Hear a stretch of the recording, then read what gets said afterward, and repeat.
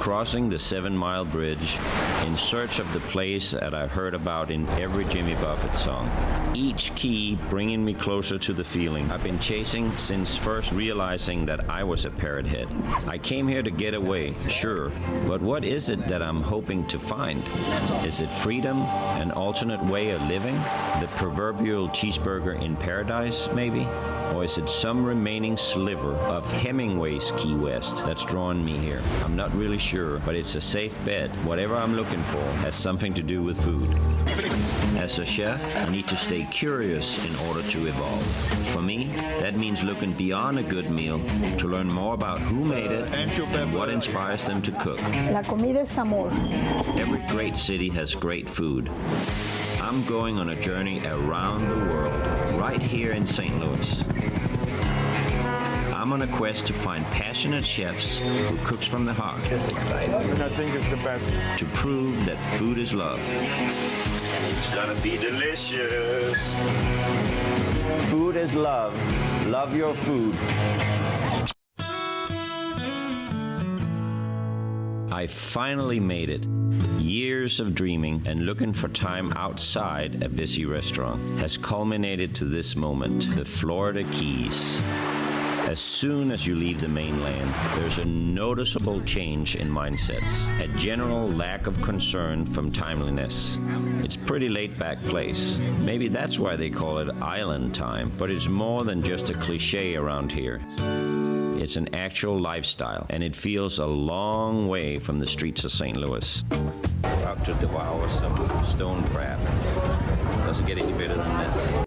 The fishing around the Keys is considered some of the best in the world, and there's no better way to get around the islands than on a boat. A friend of mine has offered to take me out for a go of it, so naturally, I'm on my way to try to hook something myself. It's rough waters today. I've connected with several fish, but they seem to be breaking the line on the rocks.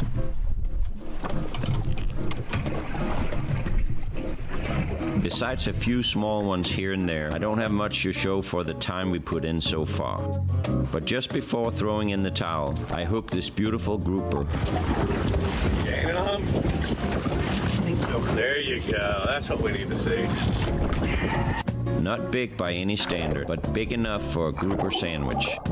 What's he got, Good bro? job, Lasse. Nice. Good job, Lasse. Unfortunately, it turns out that grouper isn't in season, and returning home with nothing in hand isn't an option. You know, we talk about food is love all the time, but down here on the Keys, you have to actually get your own food, not in the supermarket, in the water.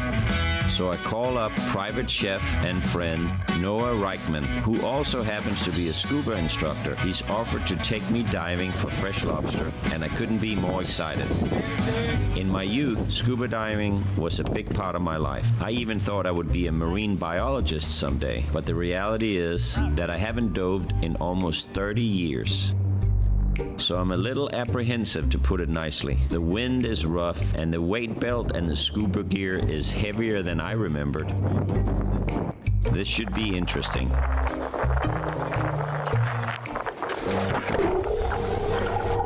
There's a freedom in diving that I almost forgotten about.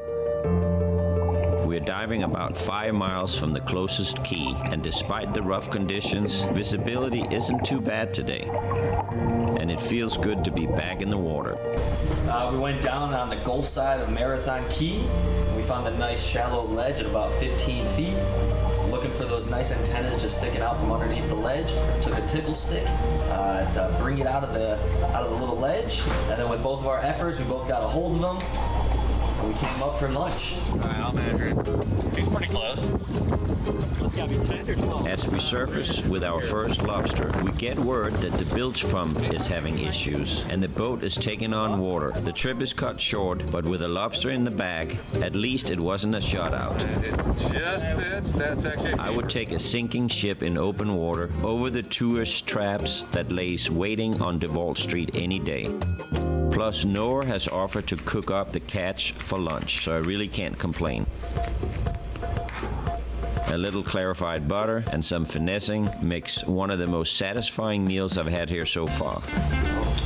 We have 7-minute poached lobster, shocked in an ice bath, and then threw it into some cooked down butter, garlic, shallot, black peppercorn, caper, and crushed red pepper. And just brought the lobster back up to temp with that. And it's just sitting in a lovely, rich bath of flavor right now. And that's what we did, you know. My man hasn't been diving in a few years and looked like a pro out there with me. Very special to experience and share that with another chef as well. Another passion of mine, and connect food with adventure. Food is love. This is what collaboration is all about. There's nothing better than a lobster bathed in butter. And nothing better than sharing it with another chef. That's right. Food is love. Catching grouper, diving for lobsters, and cruising around the islands on a sinking boat would be adventure enough for most people. Take it back onto the water, it comes from the sides. But for me, something is still missing. As one last go of it before heading back to the loo, I chartered a day trip to the Marquesas Island on a vintage Hinckley yacht called Courage. I'm told it's the only Hinckley in the Keys, in fact. I'm hoping this trip will bring some clarity, or at least a little bit of peace and relaxation. Now, where exactly are we right now? This is Boca Grande Island. The Keys don't stop in Key West. They keep going continually west. It goes Keys, Marquesas, which are behind us, and then the Tortugas. So we're about maybe 8 to 10 miles west of Key West.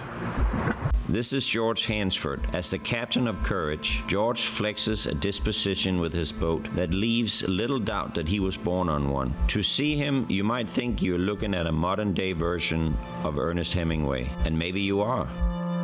The same kind of wandering spirit that led the fabled author to the Keys has found George ping-ponging between his Rock Hill restaurant, the Trainwreck Saloon, and the southernmost island of the U.S. That's right, George is a native St. Louisan. In fact, his restaurant is the oldest operating bar in St. Louis County.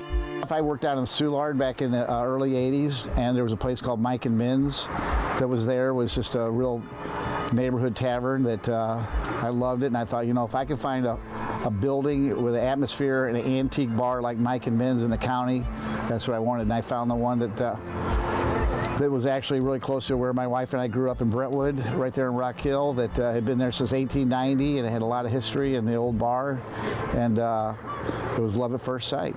It's the oldest bar in St. Louis County. It's been there since 1890. Okay. It's an old roadhouse in the original 9 Mile House coming from downtown.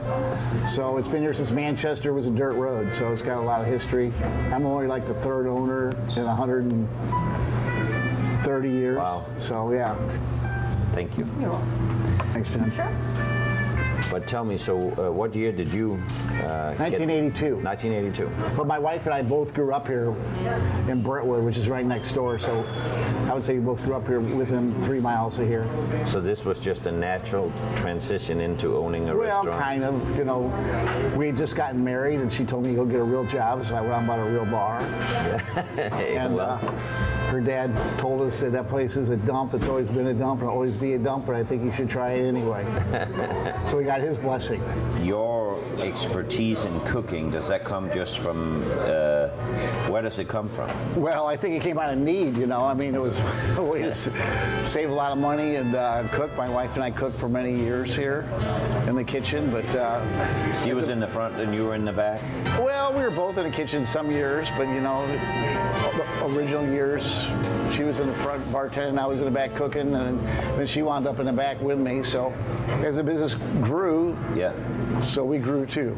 I've tried to restore it over the last 30 or 40 years almost, back to its original look at least, or anything period about it. The only thing that's really original is the back bar. That dates back to 1890, and some of the pictures in the hall show you that they took the front bar out during Prohibition, but then they reinstalled it after that in like 33. This is during Prohibition, as in this one is. You can see the old back bar here. Yeah. This is right before Prohibition let out in 32. But here's that old fan that's in the middle there. You see that fan? Yeah. We have always been a burger bar. It's ironic that we first started serving food in 83. that all the other bars up and down Manchester, the roadhouses and stuff like that, all had flat top grills and just served the little flat patty burgers. So I decided to go to a thicker burger, cook it on charbroiler, half pounders, and it's been our trademark, I think, you know. It's ranch and that's with cheese. Do they come for the drink or the atmosphere or a little Well, I bit of think everything? originally they all came for the drink, and then the food became a force, you know, and that's why we're here so long, because of the food. So when you started out, it was just a bar. For the first 9 months. So what do we got, Danny? Where we got bison here, grass-fed there? Grass-fed, 3 bison, 2 regular burgers, and then something on chicken.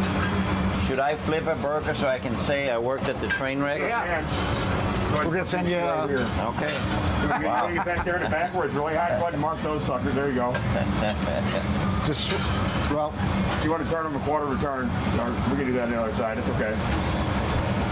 That's why you do. That's hot up there. Yes. we got to get them all the way on one side first. I see. So you do a quarter turn on Quarter the turn. side. I see. It's like a conveyor belt. Start back here, and then you do a quarter of a turn, and then you flip it, and then you do another turn, and then you cheese it. I don't think he's going to be asking me back now after I screwed it up the I first time. take all the hands I can get. Yeah. What are you doing tomorrow? Yeah, I know what you mean. I know what you mean. It's tough getting It is labor tough. right now. It really is, and that's why I'm serious. Can you come back tomorrow morning and help us out? Lunch? Yeah, you'll be surprised. I might show up. Yeah. I'll I take love cooking. it. You do? Yeah. Oh, yeah. I'll be like doing it at a high pace. Yeah. Cheese bison. Double American grass fed. Honey Dijon. Ketchup and mustard. Oh my. There's more coming also. It's okay over here. Butter bacon. That's what we're known for, that cheddar bacon. Lasse, you have to try that. Okay. Yeah, this is one of the best chicken sandwiches. Okay. Thank Take you. that one right there. Thank you. Wow. Wow. It's Swiss cheese, honey mustard, and mushrooms. Delicious. It's chicken. This is just the bison, no cheese. This one's cheddar bacon, soft cheddar cheese, soft cheddar bacon burger. This one is the double American grass-fed. This is provolone burger. This is the Gouda bacon chicken, and that's the triple cheese bison. Yeah, that's quite the spread. So George, why don't you just open a train wreck in Key West? Well, you know what I mean? I could do it real easily because of all the Flagler and the overseas railroad connection and stuff like that. I just don't feel that I have the connections in Key West. I can run a restaurant in St. Louis from Key West better than I can run a restaurant from Key West in Key West. So how did you end up with the other train wreck out in Westport? This restaurant did so well that you wanted to open another one out there? You know what? I needed some new friends to drink with, so I opened another restaurant. I chased all my drinking friends away here, so it's time to find some new friends. But you know what they say, there's seriousness behind all humor, right? Oh, yeah. So It's a situation that almost seemed made up. A reformed drinker who owns the Trainwreck Saloon and at the same time operates a private yacht in Key West. But how, you ask? And why? Once you know the answers, it all starts to make sense. If I was going to have a bar next to a railroad track, you know, I didn't want it to be the depot or something kind of lame like that, so I thought Trainwreck was a great name for a bar. It turned out to be a great name for me. you're a train wreck? I was definitely a train wreck. It took a while, but I got there. The boat is called Courage. Yes. Well, you know, I was quite a partier for a long time in the bar business. That happens to a lot of people. And it was time for me to get sober. And I knew that I would have to change everything in my life. And courage comes from the serenity prayer. God grant me serenity to accept the things I cannot change, the courage to change the things I can, and the wisdom to know the difference. I hope my next big boat will be wisdom, but I'll probably stick with this one. Trainwreck to courage, yeah. Some of that decor inside of your restaurant is very familiar to me because I got a little bit of the same old history pictures and stuff hanging up on the wall. Well, the neat thing about Anheuser-Busch and stuff being in St. Louis, that before Prohibition, the breweries at that time were able to be kind of owners and give you bigger things. Like today they give you neons and stuff like that. Back then they could give you the back bars. And since Brunswick was in the Midwest, that Anheuser-Busch went to them in their sawmills, because they were making bowling alleys and ornate pool tables. So they had them commission bars for them out of the hardwoods and the oaks in St. Louis, or in Missouri, things like that. And that's why some of the most beautiful bars are from the Midwest like that. Oh, wow, I didn't know that. I mean, you know, this is one of the most beautiful boats I've ever seen. Well, thank you. You know, it's a 1998 Hinckley. Hinckley started making boats in the 30s, sailboats, and they didn't start making power boats till the 90s when the millionaires up in Maine didn't have the time or the crew to take their sailboats out, so they invented this particular boat. It's a Hinckley Classic picnic boat. It's just not a pretty girl. It does a lot. I bought the boat up in New York, and I took it to Rhode Island to have some work done on it. And then my wife and my dog and I drove it all the way from Rhode Island all the way to Key West. It took me like 2 months. It was much more than a boating experience.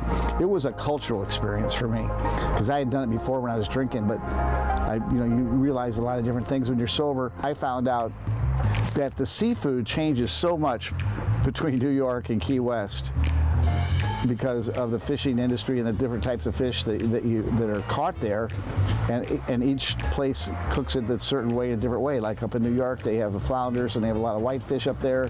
You know, when you get down into Chesapeake and you get into all the crab cakes and stuff like that, and then when you get down in the Carolinas, you get down to the low country cooking. Yeah, those things are delicious. You know, and then you get down into Georgia and have the southern style fish. And it wasn't really till I got to Florida that I got into my kind of fish that I'm accustomed to, and that's grouper and snapper. So you get a real feel for the change in cuisine coming down the coast like that. You've been down here how long again, George?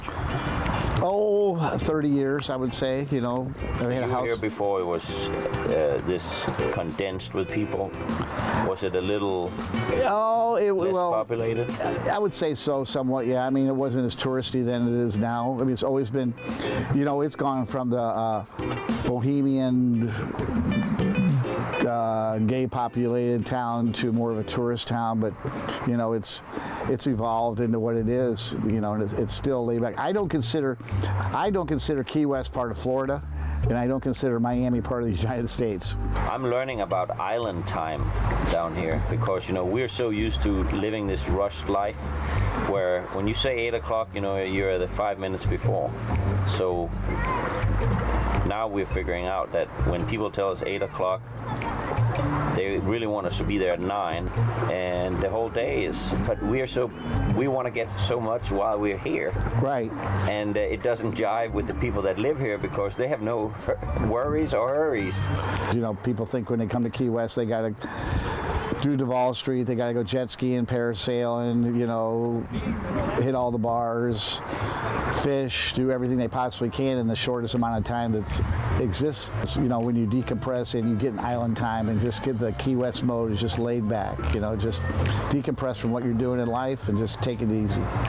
Key West is just a different whole atmosphere than any other place, especially the East Coast with Fort Lauderdale, Miami compared to the West Coast with Naples, Fort Myers, Sarasota, St. Pete. You know, that's a whole different atmosphere than when you come down here. That's the first thing I do when I come down here too. I just start eating fish, because why would you eat anything other than shellfish, fresh fish? So I kind of try to find out where they are on my scale and how good it is. Yes. So, you know, it's down here. There's a lot of good fish markets also. You can cook your own fish at home. We do that a lot. Doing yesterday. Yeah. Yep. There are fisheries, Keys fisheries. Oh, they got good fish. Yes. Yeah. I'm gonna get my fill of fish here in the Keys, and then I'll have a bison burger with you in St. Louis. That would be great, because you know what? I'd never get a good hamburger down here anyway, so when I get back to my own restaurants, I love having bison burgers. Only 90 miles from Cuba, we're closer to Havana than Walmart. So even before Batista, there was guys back there that hated, you know, living in Cuba. And they're, you know, we would call them terrorists now, but you know, they used to call them revolutionaries then. Mm-hmm. So rather than get thrown in jail, they migrated to Key West. And what they did was they brought their money and they started cigar factories in Key West. And what they did was tobacco was really cheap in Cuba, but cigars were expensive because of the tax. So in Key West, they would import the tobacco grown in Cuba and bring it to Key West and have these cigar factories. They would put like an encrypted message inside the band of the cigars that they sent back to Cuba that they could decipher and know what was going on. George's knowledge on topics like cigars and Cuba lends to the romance of being here. Yeah, I think I'm really fortunate to live in both cities, which is nice. I mean, even though I'm there 8 months a year, only like 3 or 4 months, that it's a really nice lifestyle. Yeah. I like coming up here, especially this time of year when it starts getting green. You would think the Key West is green. It's not even close to being green the way this is. When you get grasses green and bushes and stuff like that, like palm trees don't have that much green to them. I had a completely different thought on what it would look like going down there. It's a beautiful drive, isn't it? Well, I mean, so for me, like the first couple of islands were just like Costa Mesa, California. You know, there was so much stuff, and I didn't think it got really romantic until I actually got to Key West. Oh, really? Okay. The Key West island, you could tell, has a lot of history. Right. Whereas some of the other ones, you know, there's strip mall after strip mall after strip mall, and then when you came to Key West, you saw the old buildings, you know, the old style. Right. You know, you saw when Hemingway was down there. So did you watch that thing on PBS with Hemingway? Yes, I'm that was actually good. starting to I haven't watched all the episodes, but it's really good. But you can tell this place has so much history just looking at all the pictures, and people really have to think about, you know, the history when they come and see a place like this. I'm always inspired by places that have been able to keep themselves relevant year after year after year, and, you know, decade after decade. That we wanted to go and see the southernmost point, and there was 200 people in line to take a picture. Right. And that was kind of heartbreaking too, because, you know, it's so touristy, and it's an effort to get down there, and then of course you want to take it all in, but you need more than a few days. That bohemian feel I thought Key West would be, because I watched, you know, old shows about Key West and everything, and, you know, I'm a big Jimmy Buffett fan, so, you know, I thought it was different. Sometimes what you find on a journey isn't what you set out looking for. This is what was missing, an ironic connection that inevitably brings me back to St. Louis. I learned when stone crab is in season, there's no better place to get it than here. And as for that cheeseburger, even despite the song, it wasn't easy to find a good one in the Keys. At the end of the day, that only intensifies my appreciation for the Lou. It gives me another reason to head back. To see him, you might think you're looking at a modern-day version of Ernest Hemingway. And maybe you are. Unlike Hemingway, George has it figured out. He found the courage to change the things he needed to change about his lifestyle. And long ago, he developed a strong sense of balance. You're quite the success story, I think. You're too good to me. Well, I mean, I'm looking at what you have done, and it gives me courage. You know, you can understand that, you know what, the risks we take in the restaurant business are only the risks that we take in life. And so another risk down there was not a big deal for me, because I've been doing this my whole life. You know, courage. Courage. Food is love. Food is love. Thank you very much. Thank you. A dead eye for navigating his boat, George has it figured out. He knows a cigar and a burger at the corner table at his Rock Hill restaurant is exactly what you need after working on a boat in the Keys for several months. I guess you can say it keeps him grounded. Okay, bad joke. There's no cheeseburger in paradise. Well, we have to get to St. Louis to get it, and it's right here. This may be the cheeseburger in paradise. I don't know. How can you not love this burger? Brisket and bacon. Extra cheese, anybody? Food is love. This was the cheeseburger I couldn't find in Key West. A surf and turf, the best of its kind. Food is love.